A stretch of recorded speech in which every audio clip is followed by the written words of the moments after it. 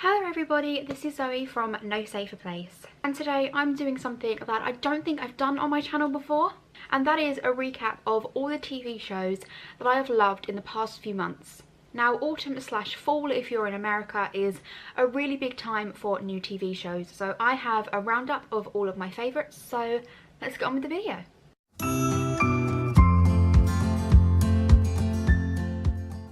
Okay, so the first one that I watched and really enjoyed, I did a whole separate video on, so I will leave a link to that in the description box below, and that is You. You is a show that is on Netflix. The premise is a bookseller becomes infatuated with this woman that visits his bookstore. Using any tools he has available, he delves into the life of this woman called Guinevere Beck, and it escalates beyond measure. His online stalking leads to him showing up at her address and worming his way into her life, and things get very, very dark. Now, rating wise, I would give this a 5 out of 5. It was absolutely incredible. But as I say, I'm not going to talk too much about that one because it has a whole separate video on my thoughts and feelings. I also did a blog post which I will link below as well. Now, I may not look myself today because I have been really ill the past few days, and this is the first day that I felt human enough to get ready and do my makeup and such, so I feel a little bit out of it. Okay, the next TV show that I have loved, and honestly I think this is my favourite one of 2018, and it is called Manifest.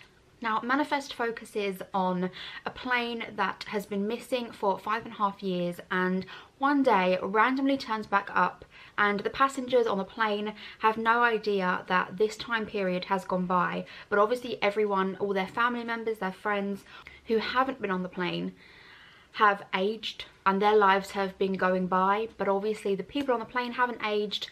They feel like they've only been on a few-hour flight, and it's still a bit of a mystery. I'm on episode 11, I think, whatever the latest episode is at the moment, and we still don't know what's going on. There's like a little hint of maybe aliens or something otherworldly that is going on here, because it's definitely something supernatural-esque, definitely not normal. It's kind of the main plot, but then we have a lot of subplots going on.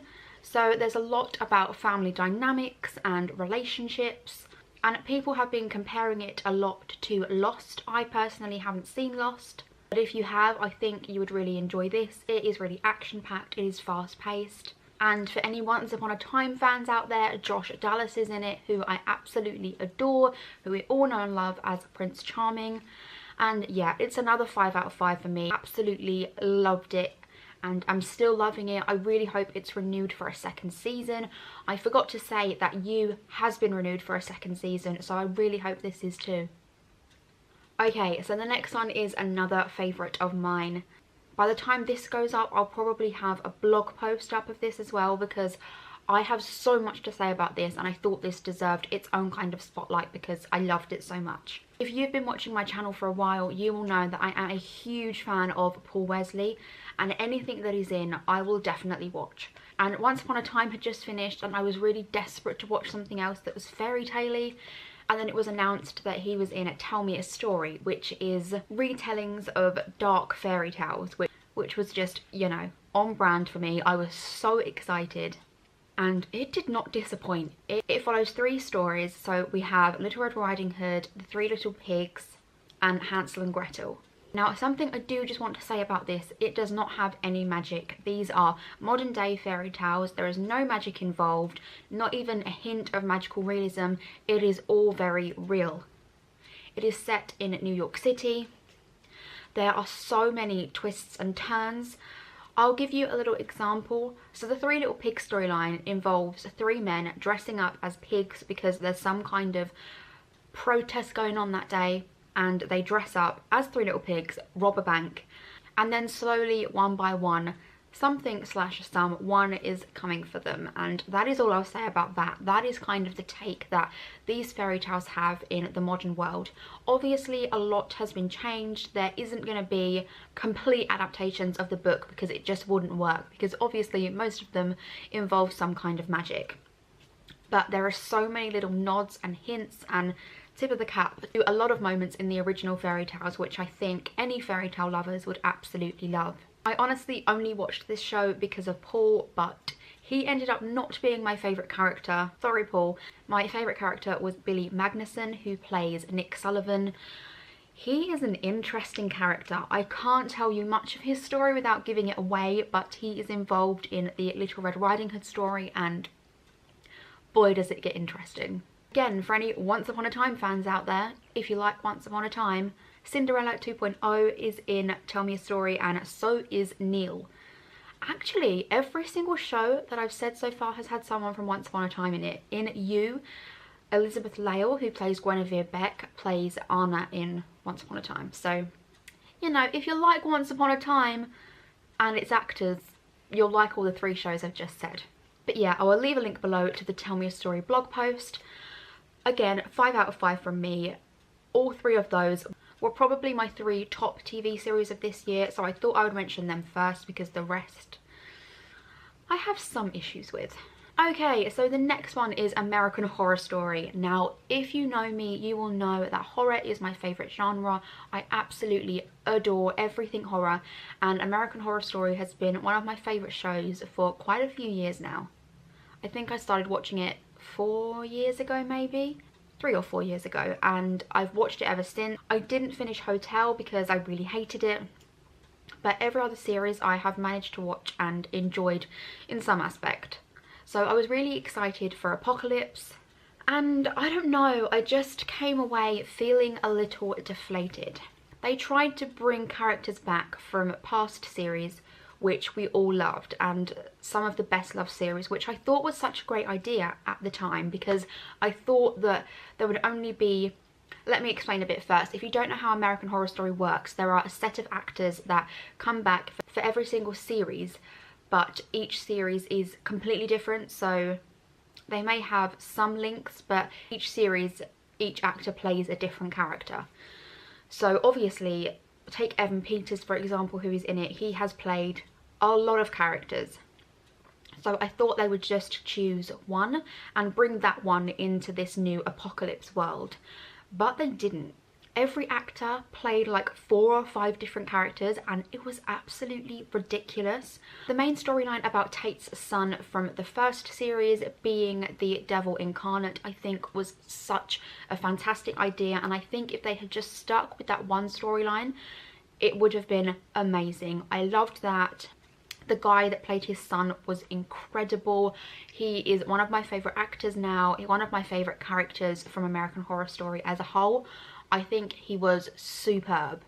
But bringing back multiple characters from multiple different series, and for example seeing like 5 Sarah Paulsons in one series, I just don't think it worked personally. I thought they were trying to do a Harry Potter type thing and just bring people back for the sake of nostalgia, and I just felt like it would have worked better if they'd just stuck with one storyline and one set of characters, because yeah, I was not happy. The ending wasn't very good. Obviously I'm not going to spoil it for anyone that wants to watch it. First few episodes are really good, where they just stick to one kind of plot, and then it just gets a bit silly in my opinion. And yeah, it's great to see old characters that we love, but it just didn't work, didn't flow well, and yeah, I'd say it was a 3 out of 5, and even then only because the main storyline was so good and the rest was just a bit bleh. So yeah, mixed opinions on that one. Okay, so the next one is The Chilling Adventures of Sabrina, which is on Netflix. Now, I was very, very skeptical going into this. I am a huge fan of Sabrina the Teenage Witch. I watched that growing up, and I went into it thinking, oh, there is only one Sabrina Spellman for me, and that is Melissa Joan Hart, and I adore her, and you can't beat Harvey Kinkle, the original Sabrina, because I still love him even now. But I was pleasantly surprised. I mean, if you don't know anything about Sabrina, Sabrina is a teenage girl who has to decide if she wants to live the witchy life or the human life. She can't have both. And she has a boyfriend and great friends, but she also has to decide whether she wants to sign this Book of the Beast and go over to the dark side as such, because let me tell you, this series is very dark and very satanic. It is the complete opposite of what Sabrina the Teenage Witch is like. It is not lighthearted, it is not fun. It's funny, but it's very, very dark humour. You definitely have to have a certain kind of humour to find it funny. It is my kind of humour, so I really enjoyed it. But yeah, there's a lot of rituals, a lot of satanic beliefs, and Ambrose is just the best character ever. I absolutely love him. He is brilliant.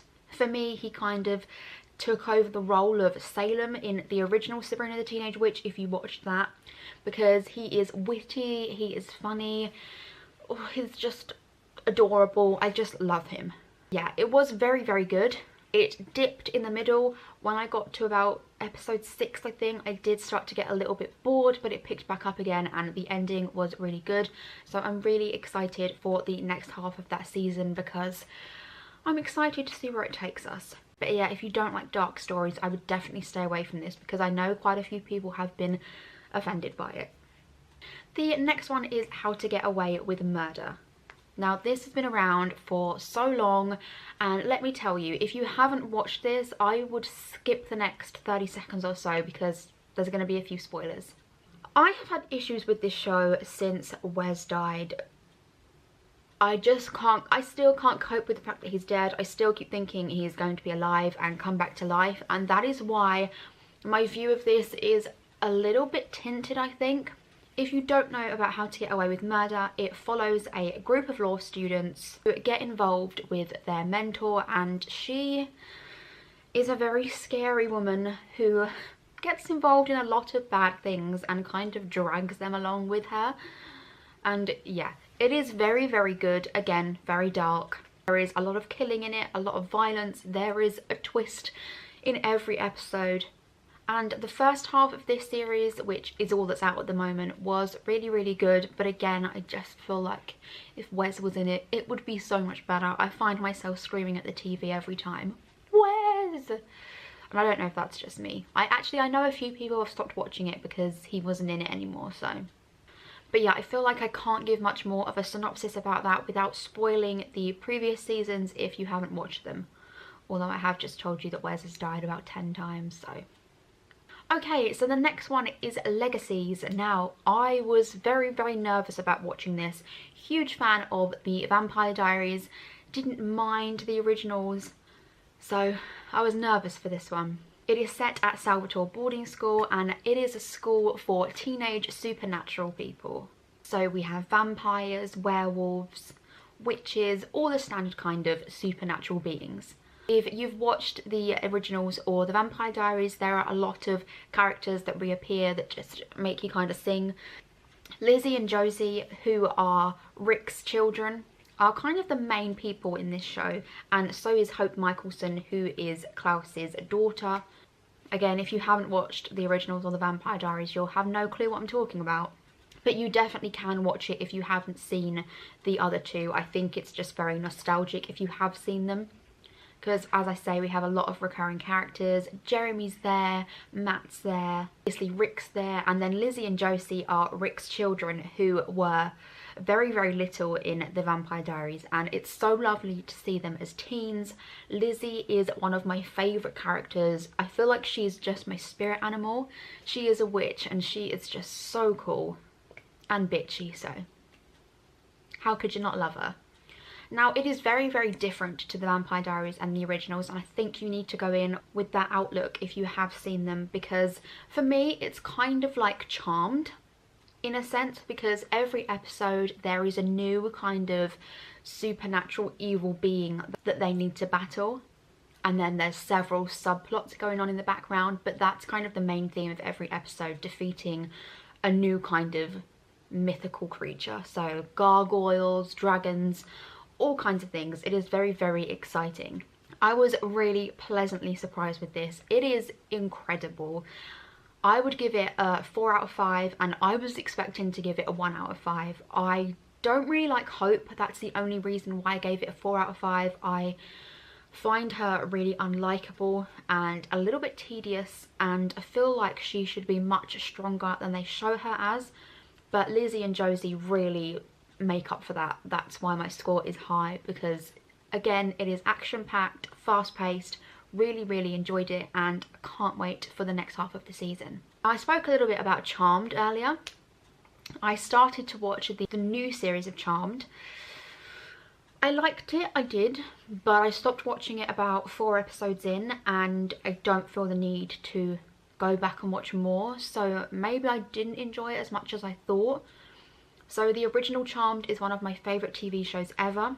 This Charmed follows the 3 witches, not with the same names though. It has some characters that we know, and you can kind of see how they've tried to incorporate characters that were loved from the original series, but I don't know, it felt a little bit forced.